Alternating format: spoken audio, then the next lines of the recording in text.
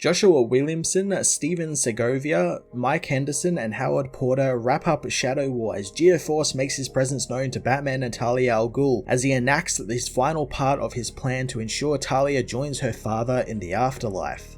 Joshua Williamson finishes up Shadow War with an issue that has so much plot I'm questioning why it wasn't spread out throughout the event a bit more to make it have a bit more meat to it. Like the Robin issue before this one, it was mostly action as our characters all team up against Geo-Force, but we do get a lot of Brion's reasoning for going after Raish and Slade and Talia, but I'm left questioning why it took Leviathan attacking Markovia for him to do something against Slade and Talia, especially after what happened to his sister and Slade. So it's not as though he didn't have a reason to go after Slade, it's just that they gave him more of a reason. But again, it's like Slade in the last issue with him coming for Talia for the death of Respawn. He didn't need that extra reasoning, he had reason enough. The thing that mostly surprised me about the issue was how much of it was Batman and his team trying to convince Brion to stop without using violence and trying to use their words to get through to the former hero. And it was great since it led to some really cool moments between Robin and Geoforce and Robin and Talia, with him trying to talk to them about how heroes don't kill and people deserve a second chance to change who they are. It's a great moment for him, and I really liked that it felt like we might actually get some change from these characters, especially Talia, who in the end actually ends up turning herself in and fulfilling what Raish was planning to do all along. The back half of the issue is kind of wrapping everything up with Batman and Robin coming back together. We get a really fantastic moment between father and son, which was great, and we also get it connected up to Dark Crisis, which is Deathstroke being dumped into the Lazarus Pit, which is cursed with the Great Darkness. We're not exactly sure how, and Slade ends up possessed by the Great Darkness. Doesn't really connect up to the rest of the series, so they should have probably moved this little epilogue, because it is an epilogue, to the start of Dark Crisis 1, since I guarantee you people will actually miss this and not understand how Slade is now part of the Dark Crisis.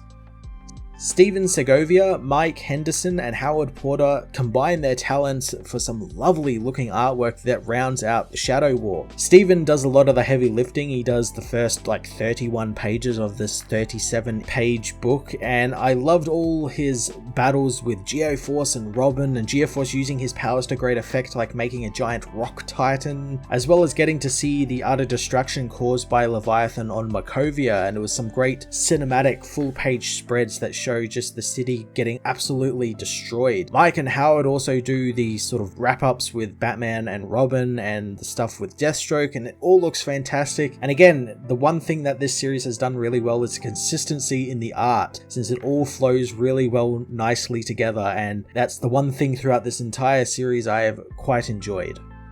Shadow War Omega Issue 1 was a pretty good wrap-up of the Shadow War event, but it is filled with story points that probably should have been spread out through the event a little bit more. Robin's character development this issue was fantastic, and it left in a great place that has me interested to see the future and return of Batman and Robin. I'm going to give this issue a 7.5 out of 10.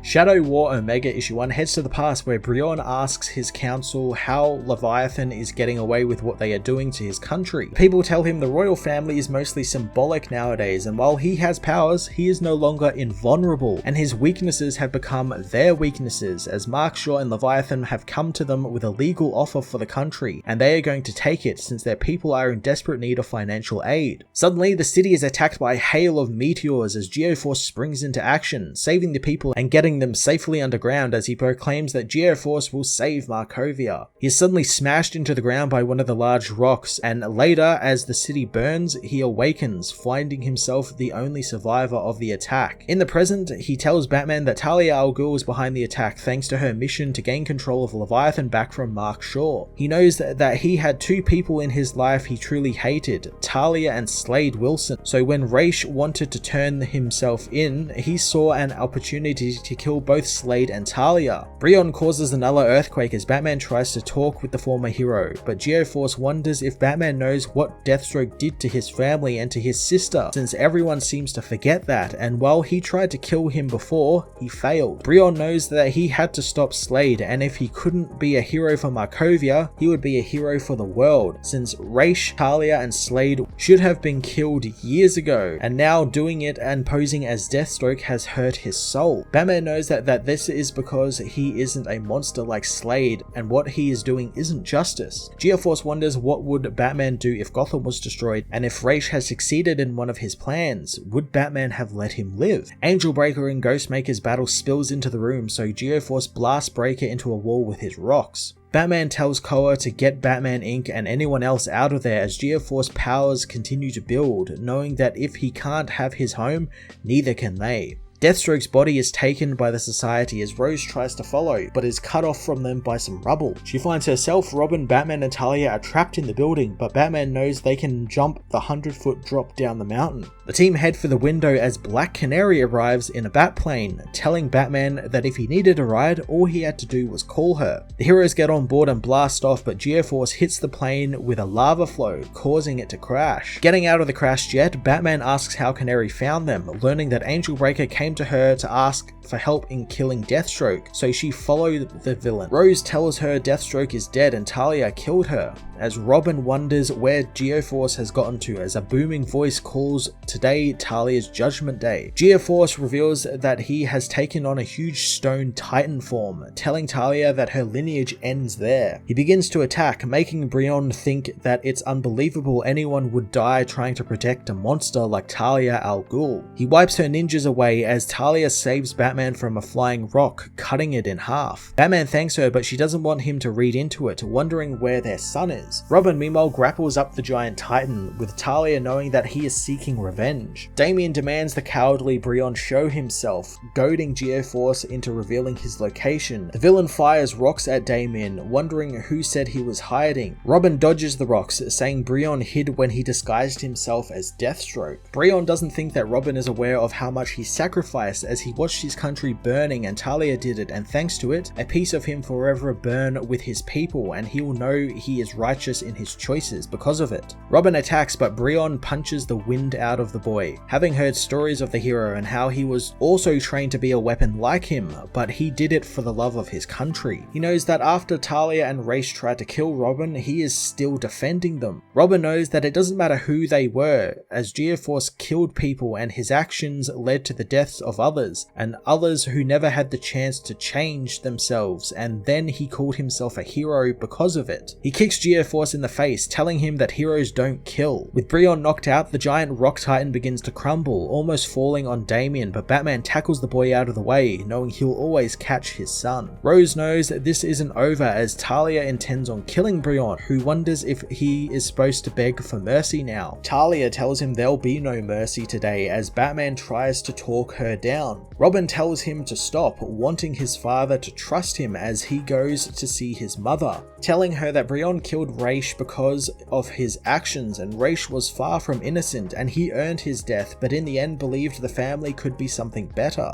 He knows that Raish also felt that he should pay for his actions first, and now they must pay for theirs. Talia knows that Raish did so much damage to their lives, not understanding why she is so upset about it. Robin knows that it's because she saw Raish wanted change, and now she has a chance to do that. Damian reminds her that they have always had each other, wanting her to give up this vendetta. Talia drops the knife, hugging her son as Geoforce gets up, knowing the demon lion must die. Before he can punch Talia with his rock hand, she kicks him in the face, knocking him out cold. Robin wonders what happens now as later, Batman tells him that Director Chase will have arrested Brion. Not sure how many of the charges will stick on him, but he is locked away in Belle Reve right now. He knows that Slade Wilson's body was taken by the Secret Society of Supervillains, and Ravager is on the case looking for the body. Angel Breaker meanwhile escaped and is now leading what is left over of Talia's ninjas, something Black Canary is looking into, while Ghostmaker continues continues running Batman Inc., and Talia has honoured Raish's deal with the DEO and given herself up to them. Damian says he actually meant what's happening with him and Batman, since for the first time in a long time, Batman trusted him and there is so much that has happened between them in the past. He was worried that after everything he did, his father wouldn't want him back. Bruce remembers how there was a time where he would have to kneel to get to his son's level to see to him eye to eye, but now he often forgets how much his son has grown up since the first time they met.